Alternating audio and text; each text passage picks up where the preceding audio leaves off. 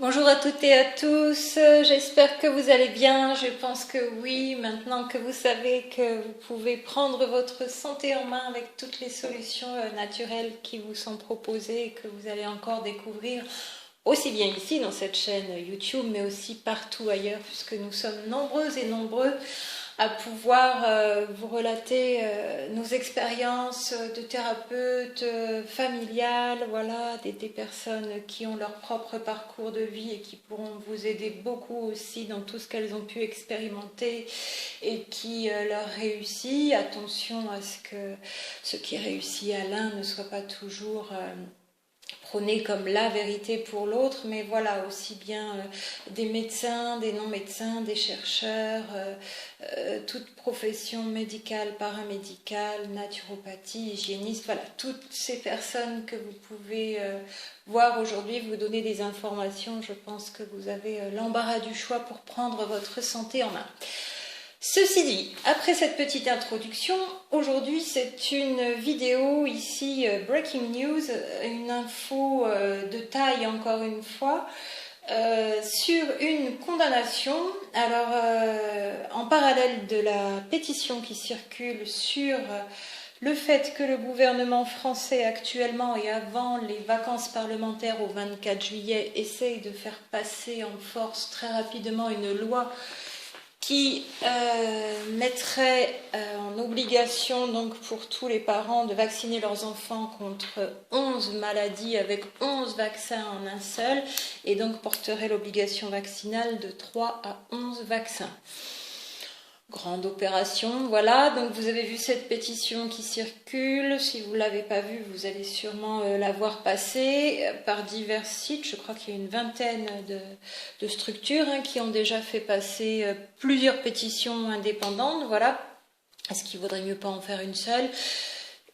Donc en parallèle de cette pétition pour dire non à cette obligation vaccinale contre 11 maladies avec 11 vaccins, il y a cette nouvelle qui n'est peut-être pas arrivée à tout le monde et qui est que le laboratoire Sanofi Pasteur en France a été condamné par la CJUE, la Cour de justice de l'Union européenne, qui n'est pas la CEDH, ce sont deux cours indépendantes mais donc de l'Europe, le 21 juin 2017. Alors voilà, pareil, ce solstice d'été aura été très fructueux en condamnation de la France par rapport à tout ce qui concerne notre sang, notre ADN, notre immunité, le vôtre, le mien, celui de nos enfants, puisque le lendemain il y a eu une autre condamnation, comme je vous en avais déjà fait part dans une vidéo en Cour européenne des droits de l'homme. Par rapport au fichier national donc automatisé des empreintes génétiques, le FNAEG, qui est constitué par les commissariats et les gendarmeries quand une personne est soit accusée donc en tant que prévenue, soit pèse le doute sur une culpabilité, même s'il n'est pas encore établi. On vous demande un prélèvement ADN. Depuis 2003, voilà, le fichier, ce FNAEG a énormément été rempli de tout un tas de prélèvements et les personnes qui jusqu'à maintenant refusaient se voyaient condamnées et condamnées et condamnées encore à des amendes, voire des mois de prison avec sursis, etc. etc. Donc le 22 juin, le lendemain, la France a été condamnée pour utilisation abusive par la CEDH de ce FNAEG, tout en reprécisant quand même que son utilité première, donc de mettre dans ce fichier la grande criminalité et les délinquants sexuels, persistait. C'était sa vocation. Ce fichier n'a pas vocation à ficher toute autre personne où il est démesuré qu'elles y figurent, avec donc la mise en avant de l'atteinte à la vie privée dans cette condamnation du 22 juin 2017 de la France en CEDH par un agriculteur des Pyrénées-Atlantiques, pour rappel. Mais vous avez la vidéo dans la liste sur la chaîne, vous pouvez la retrouver dans toutes les vidéos que je vous ai faites, elle est assez récente. Donc la veille, le 21 juin 2017, oups, voilà l'écran. C'est la CJUE, la Cour de justice de l'Union européenne, qui a condamné le laboratoire Sanofi Pasteur, laboratoire français, par rapport à cette fameuse affaire du vaccin contre l'hépatite B et des suites de sclérose en plaques pour un monsieur donc qui s'était fait vacciner en 1998, qui s'est fait diagnostiquer une sclérose en plaques en 2000, je ne crois pas me tromper pour les dates, voilà, fin 98, le lendemain de Noël. Hop. Il a donc saisi la cour d'appel, enfin sa famille a saisi la cour de justice, pardon, jusqu'en cour d'appel, etc., en 2006. Ça date donc d'il y a 9 ans, 9 années pour obtenir la condamnation en CJUE de ce laboratoire Sanofi Pasteur, et c'est un précédent puisque ce monsieur a fait valoir que sa sclérose en plaques était donc bien consécutive à la vaccination contre l'hépatite B. Donc un précédent, un laboratoire Sanofi Pasteur condamné par l'Europe, une personne qui sera dédommagée. Quel est l'avenir pour les autres personnes et au-delà de la sclérose en plaques, à côté de la sclérose en plaques, il y a aussi cette fameuse maladie de myofasciite à macrophages. On le sait maintenant, elle est aussi pour les personnes qui en sont atteintes largement directement reliée pour la plupart, sans pouvoir établir de pourcentage. Et je ne suis pas spécialiste de la question. L'association REVAB qui s'en occupe, donc REVABH, en France a beaucoup plus de données très précises là-dessus. La myofasciite à macrophages est elle aussi une maladie où on sait maintenant qu'elle est consécutive à la vaccination hépatite B, avec ces nanocristaux d'hydroxyde d'aluminium retrouvés dans les fibres musculaires des personnes atteintes. Voilà, donc sclérose en plaques ou myofasciite à macrophages, vous choisissez ce que vous préférez. Je ne sais pas si on peut garder notre humour, mais en tout cas, encore une fois, bravo à cette personne et sa famille courageuse, parce que voilà, un laboratoire comme Sanofi Pasteur pour faire reconnaître que le vaccin a provoqué cette maladie, ça a dû être un sacré parcours du combattant. Donc je vous ai mis à l'écran ici le site de ce journaliste, son blog, Jean Yvenot, qui est aussi docteur en médecine, donc qui a été médecin pendant voilà, 30 ans. Non, il a été journaliste pendant 30 ans. Enfin voilà, vous avez son... à propos de l'auteur, si vous voulez aller voir sur le blog de Jean Yvenot, donc journalisme et santé publique, rebondissement judiciaire dans l'affaire du vaccin contre l'hépatite B et la sclérose en plaques. Son article date du 22 juin, mais la condamnation en CJUE date du 21 juin 2017. Le laboratoire Sanofi Pasteur donc est condamné et devra dédommager cette personne qui ne retrouvera peut-être jamais la santé. Donc, est-ce que l'argent va changer quelque chose?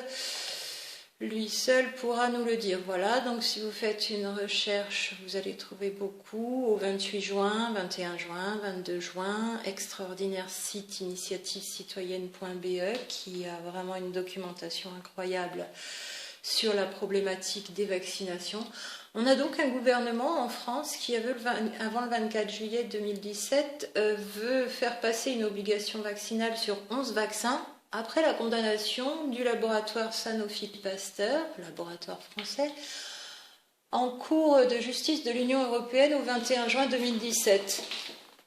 Bon, si ça devait passer inaperçu avec Internet et tous les réseaux dans lesquels ça circule très très vite, l'arrêt étant facile à trouver sur les sites de cours européennes de justice, c'était pas très discret à un mois près. Voilà, donc 11 vaccins, c'est peut-être juste pour dire, bon allez, on va être sympa, on va en mettre que 6, mais ce sera toujours 3 de plus. Voilà, donc condamnation. Hop, ici sur ce site, si vous voulez le texte, vous avez voilà les raisons, 53, 54, 55 paragraphes. L'article 4 de la directive Talala, donc le juge peut considérer dans l'exercice du pouvoir d'appréciation dont il se trouve investi à cet égard que, nonobstant la constatation que la recherche médicale n'établit ni n'infirme l'existence d'un lien entre l'administration du vaccin et la survenance de la maladie dont est atteinte la victime, quand bien même, donc, pour le texte est un peu long, certains éléments de fait invoqués par le demandeur constituent des indices graves, précis et concordants permettant de conclure à l'existence d'un défaut du vaccin et à celle d'un lien de causalité entre ce défaut et la dite maladie. C'est donc les motifs, par ces motifs, la Cour dit pour droit, vous avez juste au-dessus.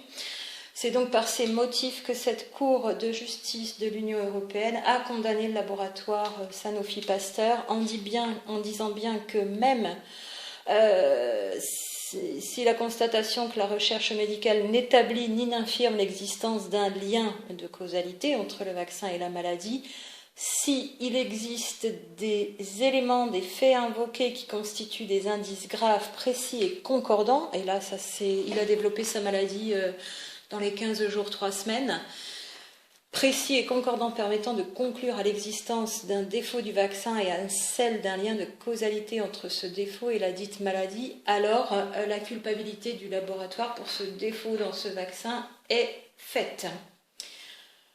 Voilà pour ce Sanofi et son vaccin hépatite B, qui fait donc partie des 11 vaccins obligatoires proposés au vote pour rendre 11 vaccins obligatoires en 2018. Donc la liste complète.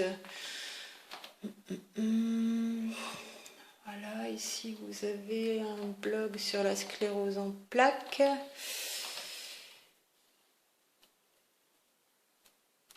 Effectivement, jusqu'à maintenant, la justice s'asseyait sur les données scientifiques et les corrélations de cause à effet. 11 vaccins obligatoires, ça c'est l'annonce du fait que le Premier ministre propose ces 11 vaccins obligatoires. L'OMS sur le thiomersal, ce serait une recherche intéressante aussi. Ah, je ne vous retrouve pas la liste des 11 vaccins obligatoires. Bon, de mémoire, donc évidemment les 3 obligatoires jusqu'à maintenant depuis l'été 2007 où l'obligation vaccinale pour le BCG a été levée puisqu'il y en avait 4 jusqu'en 2007. Restaient donc DT polio, diphtérie, tétanos, poliomyélite. Les 8 autres qui sont proposés donc pour en rendre 11 obligatoires sont l'hépatite B, alors que Sanofi Pasteur vient d'être condamné au 21 juin 2017 pour défaut de vaccin et la corrélation est faite, ça a bien rendu malade une personne. Donc hépatite B, coqueluche, rougeole au rayon, rubéole, ce fameux ROR, alors qu'un groupe de médecins en Suisse travaille depuis des années sur ce ROR et ses dangers, et pour en dénoncer les dangers. Hémophilus, évidemment la grippe, pneumocoque, méningocoque C. Voilà les 11, diphtérie, tétanos, polio, les 3 d'aujourd'hui. Hépatite B, coqueluche, rougeole, oreillon, rubéole, grippe, pneumocoque, méningocoque. Quel être humain a déjà rencontré ne serait-ce que 3 maladies en même temps et développé des troubles dus à 3 maladies différentes en même temps? Alors, 4, 5, 6, 10, 11. Comment peut-on solliciter le système immunitaire contre 11 maladies au même moment alors que de manière naturelle, ça n'existe pas? Une seule maladie et le système immunitaire fait son travail quand il rencontre,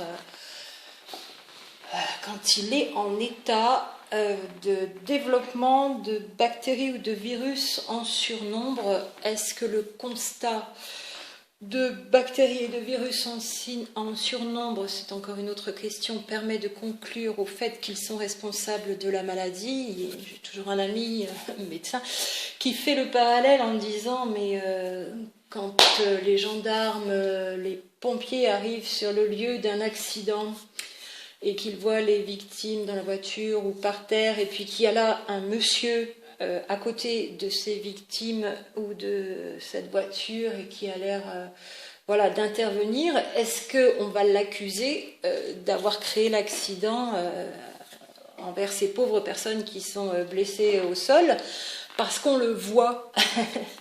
Eh bien, c'est exactement pareil dans un organisme humain. Est-ce que c'est parce que l'on constate la présence de bactéries en surnombre, voilà, dites pathogènes à ce moment-là, ce n'est peut-être pas la bactérie en elle-même qui est pathogène, mais le fait qu'elle soit en nombre déployé de manière anormale par rapport à d'habitude, ou est-ce que si on constate la présence d'un virus, le virus ou la bactérie est responsable de la maladie, ou il est là présent, mais peut-être il a une autre fonction, voire même comme ce monsieur qui essaye de tirer les gens de cette voiture, une fonction d'aide.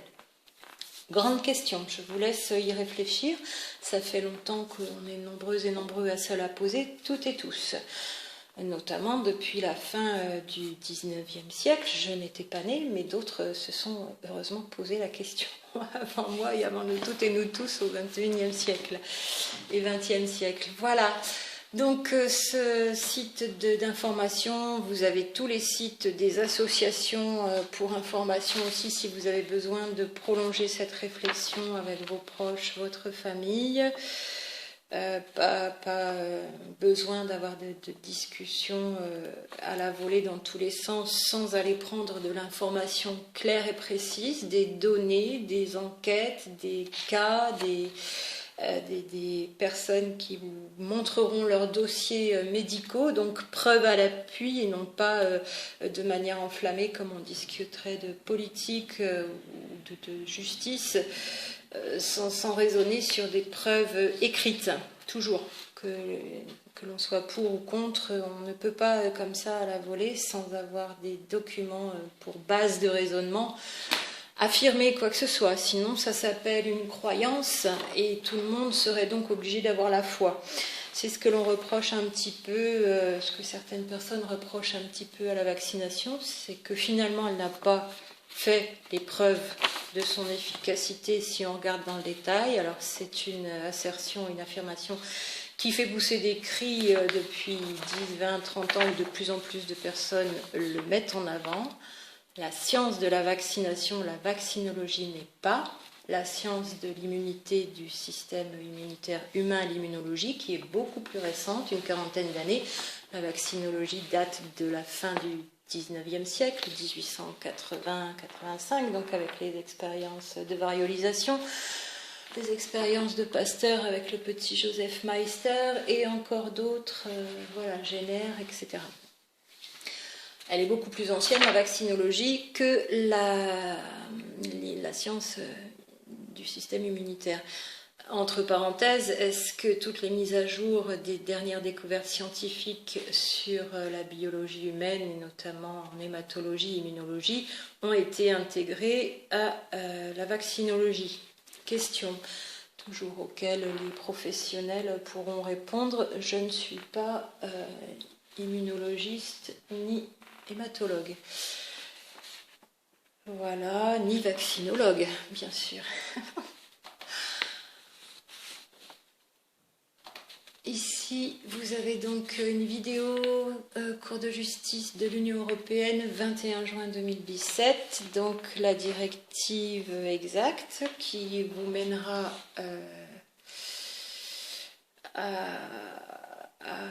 aux coordonnées exactes, à la répertoriation exacte de cette condamnation. On n'en est plus donc au problème d'adjuvants, mais là on en est à beaucoup trop de vaccins en même temps. Est-ce que 3 vaccins en même temps, 11 vaccins en même temps, ça fait une différence? Est-ce qu'un seul vaccin, le même pour tout le monde, la même petite fiole, la même substance dans la fiole, on peut prévoir à court, moyen, long terme quelle sera la réaction du système immunitaire de la personne? Et encore, par rapport à l'individualité du système HLA en immunité, donc Human Leukocyte Antigen, CMH, complexe majeur d'histocompatibilité en français, Est-ce que chaque personne ne va pas donc avoir une réaction différente? Et encore, est-ce que la présence d'anticorps consécutive à un vaccin est une preuve d'immunisation? Certains chercheurs, médecins, biologistes, pharmaciens, vétérinaires, immunologistes, hématologues avancent que non. La présence d'anticorps dans le sang n'est pas une preuve d'immunisation. Or, la vaccinologie se base sur cette affirmation pour dire que oui, le vaccin est efficace et donc entraîne l'immunité du sujet vacciné. Pour finir un petit peu plus légèrement, les incroyables dessins de René Bickel sur la vaccination, on a compris qu'il avait un doute sur le bien fondé et les bienfaits de la vaccination. Voilà. Si vous voulez aller regarder sur internet, c'est merveilleux. Moi, celle-ci, je crois que c'est une de mes préférées. Est-ce que la nature se serait trompée au point d'avoir oublié de donner à l'être humain un système immunitaire suffisamment fort pour se prémunir des maladies? Voilà, c'est la question que suscite ce dessin de René Bickel. Je pense que vous arrivez à lire. Quelle gaffe, j'ai oublié d'achever le système immunitaire. Je compte sur vous, dit-il au laborantin, pour y remédier. Oups! Voilà, pour essayer d'en rire, hein, parce que c'est quand même pas facile. Vous trouverez tous les dessins sur son site, il y en a une kyrielle, c'est assez... c'est très très bien fait. Voilà, il vous suffit de taper sur internet, d'aller voir les images. Et encore, voilà, vous avez toute la page. Il faut lire parce que les commentaires sont vraiment sympathiques.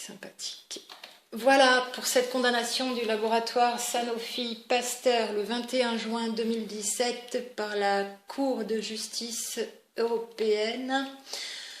Un article, l'Infanrix Exa, la clé du succès de GSK, une vidéo très intéressante pour montrer comment par l'obtention de brevets, en mettant ce seul vaccin hépatite B avec 5 autres, il rendait le paiement de sommes astronomiques à tous les autres fabricants de vaccins obligatoires, puisque détenant le brevet, il leur devait de l'argent.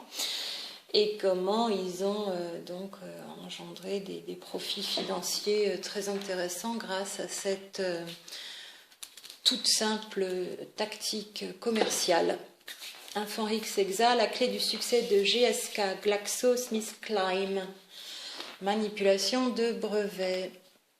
Voilà, ça c'est une des pétitions qui circulent. Et donc, pour vous reciter les associations d'information, donc vous avez le site initiativecitoyenne.be, la très ancienne LNPLV, Ligue nationale pour la liberté des vaccinations, avec ce couple, donc Fernand et Simone Delarue, qui dès l'obligation vaccinale en 1954, j'espère que je ne me trompe pas, voilà, a beaucoup travaillé à rassembler des documents pour montrer que les courbes proposées pour prouver que c'était la vaccination qui avait éradiqué les maladies avaient déjà commencé à descendre avant les campagnes de vaccination.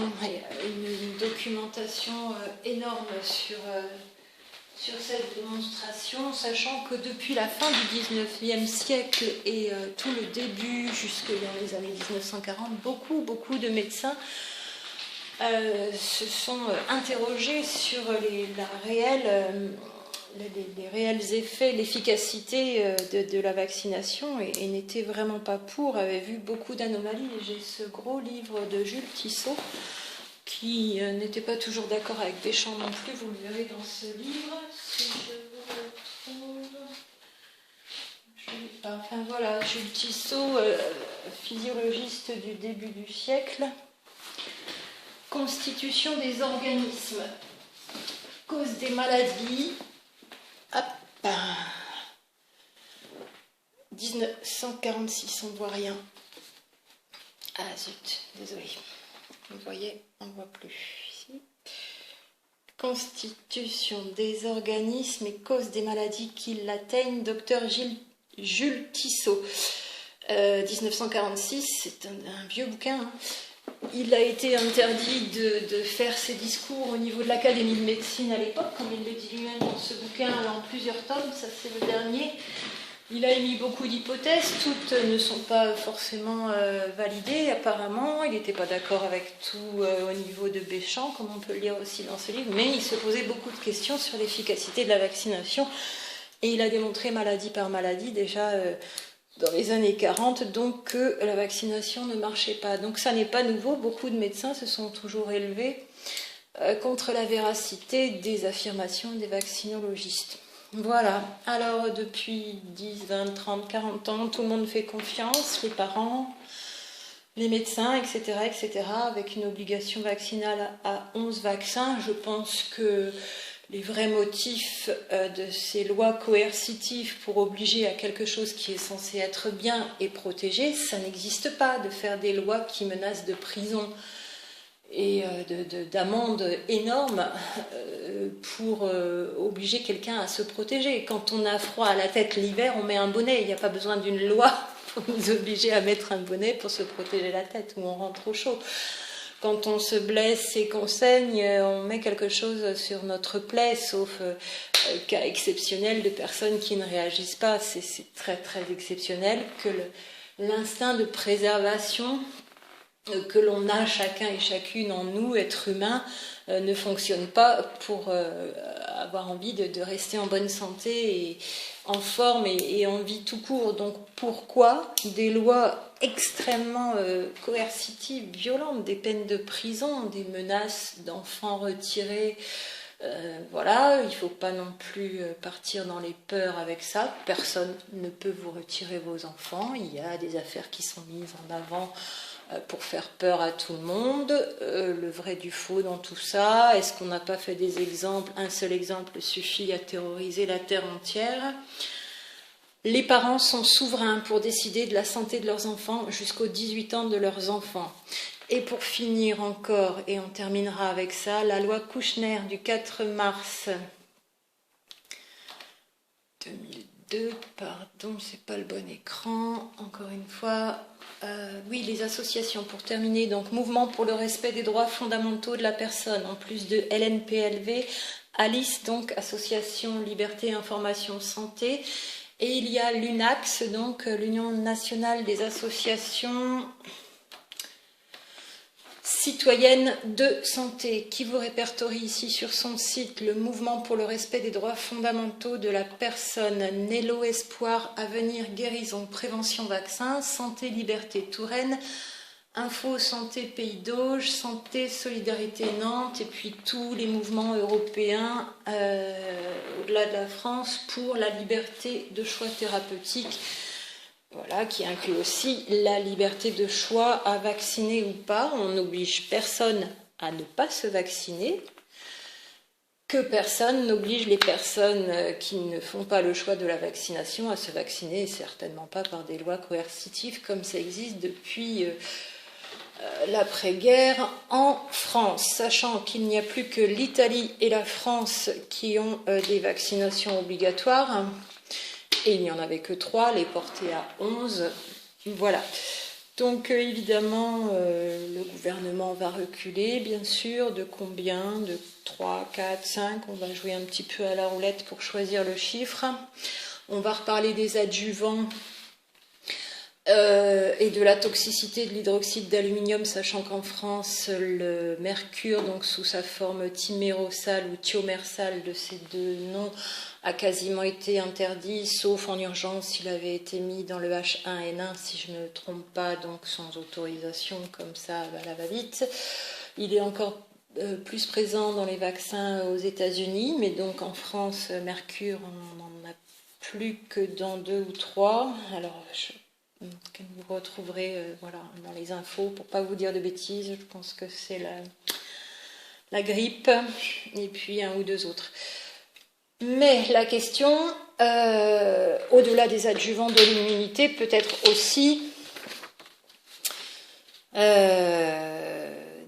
des process de fabrication en génie génétique pour l'hépatite B notamment, mais tout simplement des substrats et des substances qui sont utilisées pour la fabrication des vaccins, que parfois même les médecins ne connaissent pas dans le détail, et notamment, voilà, au long du temps, aujourd'hui, il y a beaucoup plus de fabrication au niveau biotechnologie, donc on va nous dire, c'est beaucoup plus sécuritaire, on a changé les process de fabrication et les méthodes. Très bien, et bien qu'on nous l'explique dans le détail, quel est le process de fabrication de ce vaccin-là, de ce vaccin-là, de ce vaccin-là. Autrefois ou encore maintenant, donc, on utilisait des cellules d'embryon de poulet, du sérum de veau pour nourrir les lignées de virus à développer, et encore des cellules de reins de singe avec cette fameuse histoire de contamination par le SV40, virus simien à l'époque, qui a été connu et reconnu. Vous avez effectivement cette vidéo du docteur Saluzzo qui circule sur internet aussi, il me semble que je l'avais à l'écran, qui fait une formation au DU de vaccinologie tout en disant aux médecins qui sont là, en fait on ne sait pas comment la vaccination fonctionne. Voilà, fabrication et contrôle des vaccins, conférence du docteur Saluzzo, expert de l'OMS, anciennement directeur de production de Sanofi Pasteur, qui n'a pas eu l'air de se couper spécialement quand il a fait cette annonce au long de sa conférence et de son cours, sa formation, voilà, à dire qu'on ne savait pas, il ne savait pas, donc les laboratoires ne savaient pas comment agissaient exactement les vaccins. Gros point d'interrogation, comment c'est possible d'inoculer dans les veines de nourrissons quelque chose dont on ne connaît pas le fonctionnement. Voilà, et encore, j'ai presque fini. Le fameux livre du docteur Eric Ancelet, qui est à prendre comme on a envie. Vous verrez pour les personnes, voilà, qui écoutent cette vidéo si vous avez envie de le lire. Vous en avez en tout cas quelques extraits sur certains sites internet. Ici, je suis sur explicithistoire.files.wordpress.com. Je pense que vous le voyez en haut à l'écran. Et un extrait sur cette page 16 de ce document qui en fait 30, sachant que le livre a un peu plus de 200 pages, je vous montrerai la couverture après. Pour en finir avec Pasteur, c'est le titre.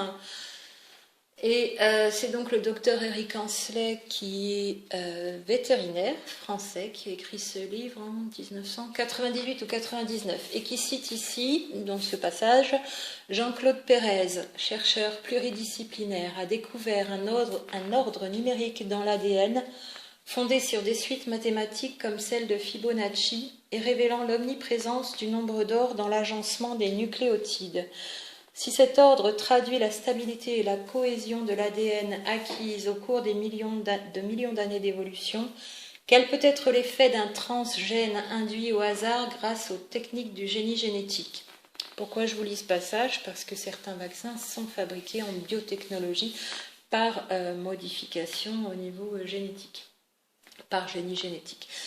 Dans le meilleur des cas, continue le docteur Ancelet, l'organisme receveur peut détruire ou rejeter cette greffe. Voilà pourquoi peut-être on peut émettre l'hypothèse que certaines personnes se portent très bien en apparence après des vaccinations, même avec des vaccins issus de génie génétique.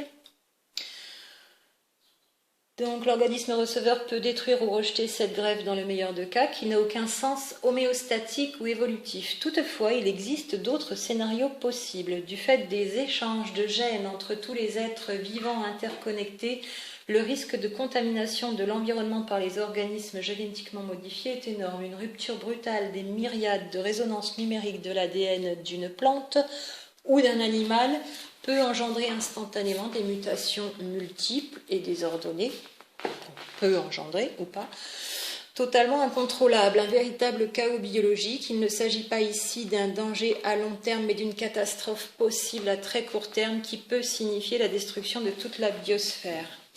l'ADN propose, l'ARN dispose. Dès lors, les fonctions de l'ARN sont infiniment plus importantes que celles de l'ADN. Voilà, juste un passage, c'est un peu scientifique, évidemment, médical, un peu scientifique, ça va pas très loin non plus. Le docteur Ancelet s'est quand même posé des questions et réfléchi beaucoup, comme d'autres médecins qui doivent être bien embêtés aujourd'hui parce que déjà avec 3 vaccinations obligatoires, il y a bien la moitié des médecins qui se posent des questions en France, mais qui sont soumis aussi au niveau de leur ordre à l'obligation de se conformer à la loi. En plus des patients en face qui se posent beaucoup de questions et ni les uns ni les autres n'ont toutes les réponses. Seuls les labos sont dans le secret. Donc pour vous citer ce passage du livre du docteur Eric Ancelet, simplement pour vous dire que quand on touche au système immunitaire, on touche aussi à l'ADN. On y revient à chaque fois. Cet ADN est précieux, on ne joue pas avec, on le connaît encore si peu avec tous ces gènes qu'on disait junk ADN non codants, dont on découvre petit à petit qu'ils sont effectivement codants et qu'ils servent à plein de choses. Je vous montre juste la couverture de ce livre. Il y a plein d'autres livres. Celui-ci a vraiment suscité une grande polémique. Il a dû se faire éditer, bien sûr, par la collection Résurgence, incroyable collection de livres médicaux, donc édition belge, maison d'édition belge. Voilà Eric Ancelet pour en finir avec Pasteur. Allez, je vous remets le petit dessin de René Bickel. Et puis je lui souhaite une bonne réflexion. Le tout, ça n'est pas de tirer à vue sur les uns et les autres, d'aller disputer votre médecin parce qu'il vous avait rien dit avant, vous vous apercevez de la supercherie maintenant. Faites passer l'information, Sanofi Pasteur, les laboratoires. Est-ce qu'on peut leur reposer la question, est-ce que leur but c'est vraiment qu'on soit protégé, que nos enfants soient protégés et qu'on soit en bonne santé, ou est-ce que c'est les profits financiers? Je pose la question, bien sûr. Et puis, est-ce que si vous voulez juste peut-être un jour où vous avez envie, vous regardez dans le miroir et regardez vos yeux et la perfection de ce que la nature a fait pour nous et nous a donné, comment elle aurait pu nous faire un système immunitaire aussi incompétent au point que, heureusement, en France, l'erreur serait réparée grâce à une obligation vaccinale. Stupides Françaises et Français que nous sommes à ne pas vouloir protéger nos enfants, et qu'il faudrait donc 11 vaccins obligatoires, ou 3, ou 4, ou 5, peu importe, ou 1. La question est la même, qu'il y en ait 1 obligatoire ou 11 obligatoires, c'est exactement pareil. Qu'il y ait des adjuvants comme l'hydroxyde d'aluminium, voire à la va-vite pendant des pandémies, du mercure au travers du thiomersal ou du thimerosal. Pareil, voilà, grande question, pourquoi si on enlève les adjuvants, le vaccin est moins efficace? Et même au-delà des adjuvants, comment sont fabriqués les vaccins, comment ils agissent, quelle garantie pour nos enfants on peut avoir à court, moyen et long terme que ça n'engendrera aucune problématique dans leur système immunitaire, quelle qu'elle soit.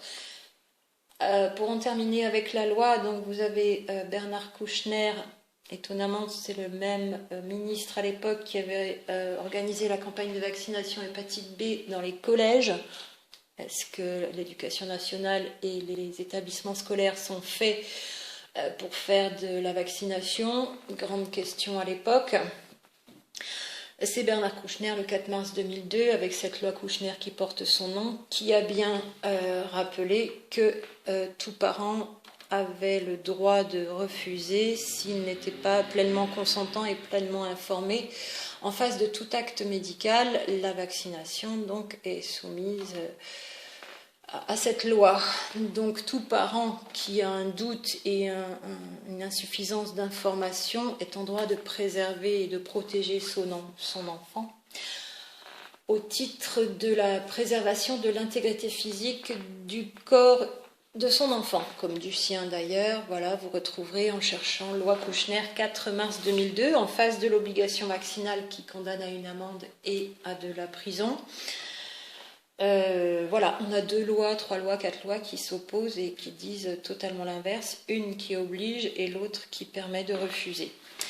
À bon entendeur, documentez-vous et faites confiance en la vie, en la nature. C'est pas par la peur qu'on obtient la santé, c'est par l'amour. Il n'y a que deux émotions dans la vie avec lesquelles on fonctionne, soit par amour, soit par peur. Choisissez votre mode de fonctionnement, tous les sentiments en découlent.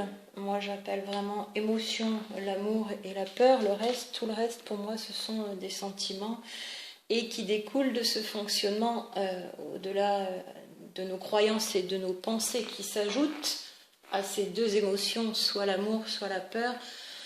Et de là, il en résulte tous nos choix et toutes les influences que d'autres à l'extérieur peuvent avoir sur nous. Repartez à l'intérieur, voilà, mettez-vous au calme, en âme et conscience, réfléchissez et soyez souverain, souveraine pour décider pour votre santé. C'est vraiment, vraiment important, la santé de vos enfants. Des tout petits bébés en pleine forme qui vont gazouiller, puis qui du jour au lendemain après ne gazouillent plus. Je vous assure que pour les familles qui ont des chocs anaphylactiques après les vaccinations, vous avez eu cette super série pour les personnes qui lisent l'anglais. Alors ils en ont fait un commerce, ils vendent leurs vidéos, mais The Truth About Vaccines, qui avait déjà été diffusée en 2015 ou 2016, peut-être où elle est plus récente, puisqu'ils ont fait aussi la série The Truth About Cancer, avec tout un tas de familles aux États-Unis qui témoignent. Alors évidemment, les États-Unis, c'est pas la France, et puis Sanofi Pasteur, quand même, c'est un laboratoire sérieux. N'est-il pas 21 juin 2017 condamné en cour européenne, en cour de l'Union européenne? Et bon courage à ce monsieur et à toutes les personnes qui sont malades après ces vaccins. À très bientôt.